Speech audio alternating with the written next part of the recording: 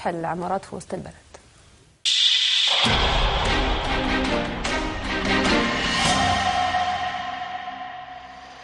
أطفئت جميع أنوار الإعلانات بالقاهرة كنوع من الاحتجاج السلمي على قرار المحافظ عبد العظيم وزير بإزالة الإعلانات الخارجية فوق العقارات وعلى الحوائط الجانبية.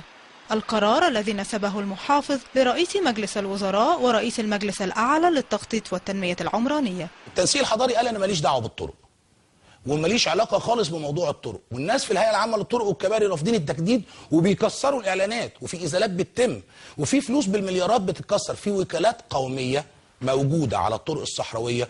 لما هتتزال اعلاناتها هتفقد يعني ملايين، وده اموال عامه.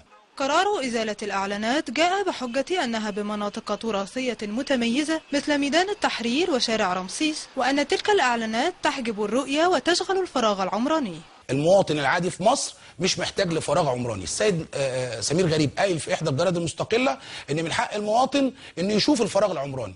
المواطن في مصر مش محتاج للفراغ العمراني، المواطن في مصر محتاج لفرصه عمل ورغيف عيش. وحتى الآن ما زالت عمليات الإزالة مستمرة، آخرها صباح اليوم بالطريق الدائري، متجاهلين تشريد أكثر من 35,000 أسرة ووقف عمال دخلهم الأساسي والوحيد من هذا المجال. مرتبي قال 30% من مرتبي وقاعد.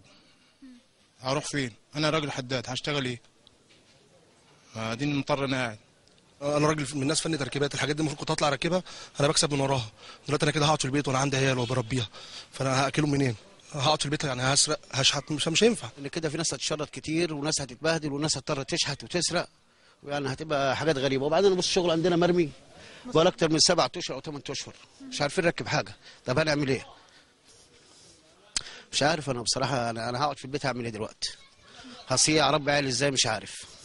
تتجاوز استثمارات شركات الدعاية والإعلان 500 مليون جنيه، يذهب أكثر من 65% منها كضريبة بأشكالها المختلفة لخزانة الدولة. فقد شهدت القاهرة قرارات فريدة من نوعها في ظل التطور الملحوظ الذي يشهده العالم في مجال الدعاية والإعلان. كريستين رياض، بلدنا بالمصري، on TV.